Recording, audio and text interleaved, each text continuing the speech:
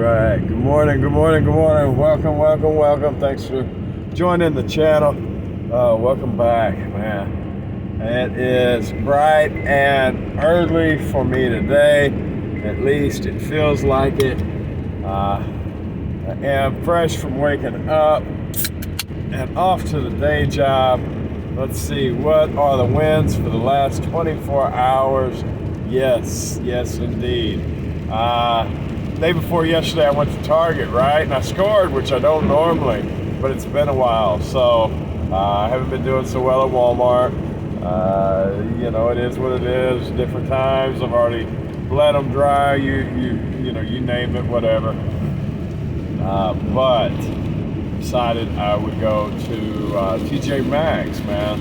And I actually did pretty good for the amount of time that I was in there. I was in there like 45 minutes, ended up leaving out with probably about $60 profit. And a lot of little small stuff, man. So, and not like a lot, but like, buy something for $5 and sell it for 40, buy something for 15 and sell it for 50. It's just beautiful 4-ounce packages, little makeups and moisturizers and you name it. Normally I don't rake it in that way with them, but I got lucky this time. So that was beautiful. It's raining. It's dreary today, guys. But yeah, I was pretty stoked about that. Did go ahead and hit Walmart to drop a video and to double check, make sure I hadn't missed anything for the day.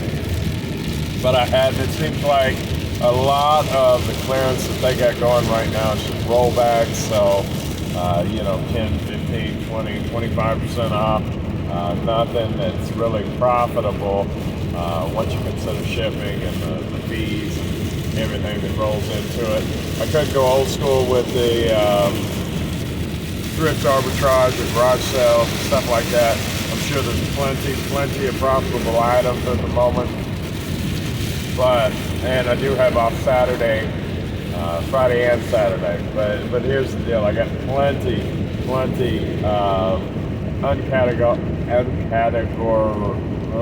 where's my tongue today?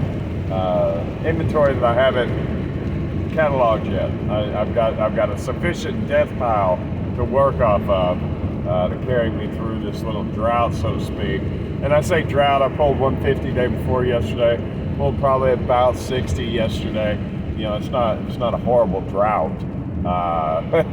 But at any rate, if you'll notice, things are getting a little better over here. It has changed a wee bit. Doing happy about that, Also up here, some definitely more went into the store last night than came out. And that's not saying a whole lot about the packages that went out, because there wasn't much, in all honesty. I had about $60 worth of sales for the day. It was pretty low, but those things happen. With this time of year, it just is what it is. I know this time last year, sometimes there was days of no sales. I am a small reseller, so instead of zeros, to have $60 worth of sales, and actually they were decent. Out of that 60, I had $9.50 into it, so that's beautiful. Now my scale did go wonky yesterday. It had taken a fall, and I don't know if I'm going to have to get a replacement or not. I know I had toyed with the idea of getting a spare and just holding it. That way, that way I'd have it if I need it, and I think that is a good thing to do. Now, Ollie's had a food scale, and I know that's not a postage scale, but they had a digital down to the 1/10 of an ounce food scale for like $8. And I figured, how can you go wrong, But the way you can go wrong is it not be right enough, and you end up getting charged extra. UPS charges you $10 rehandle something. So that can make a cheap scale cost every bit of value that it doesn't have very quickly. Imagine 5 or 6 packages one day don't weigh out right. Hit you each and every one of them. Hasn't happened yet, but could. I did get charged once on a backpack. I got it overturned. I disputed it, but they hit me with almost a $15 charge. It was $10 for handling it, another $5 for excess postage, they said, because it was an irregular package. When upon review, they decided to go ahead and credit me the money, but it was they call it a tube. It's a triangle, which might be part of it, but the post office has, I forget what they use it for. I think blueprint boxes. They're like 6 by 6 by 7, right? And then I say 6 by 6 by 7. I'm talking the angles around them, and then the length of it, right? But apparently UPS, when you make your own, can charge you extra over and above a box, which is ridiculous. So, like if I made a 6 by 6 by 25 box for a golf club or a baseball bat, if I made a square or a rectangle box, then they wouldn't charge me extra. But because I made a triangle box to conserve on cardboard, now they can charge me $10 extra. So I didn't realize that for one, but they said tubes are irregular, and I said, well, tubes by definition are cylindrical. I mean, like if you look it up, a tube is a cylinder. So at any rate, in the interest of the customer, they gave me the money back, but I learned they don't like triangles. So I guess because the scanners that are on top, right, to shoot the packages, if the package is tilted, they've got to stop or whatever to adjust it to scan it as it goes through its conveyors. And I don't know a lot about the post office, or the UPS, or how carriers operate, behind the scenes. But that's my understanding, is that because it's a triangle, it doesn't sit right on the conveyor belt. So, I mean, I guess I can understand that. Long story short, now I don't make the triangles. I make the rectangles and the squares, so they can be happy with my packages. Kind of like they say, I like this one. My backpacks that I set down, they hit me on extra. UPS did. I tried now, because of these 2 instances, not to use those 2 instances, and how difficult they are on returns, or not returns, what am I trying to say?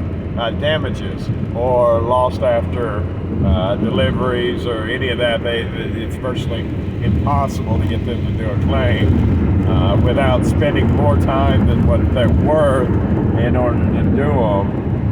But anyways, they say that poly bags with cardboard sandwiches or irregular packages susceptible to a $10 fee or whatnot, because I took a backpack and put cardboard on both sides and put it in a poly bag and shipped it out to conserve on weight over a box, which I'm not conserving that much weight, but it does conserve a little bit, and it was quicker than making a box, right? And in all fairness to them, I ought to get some 18 by 14 boxes.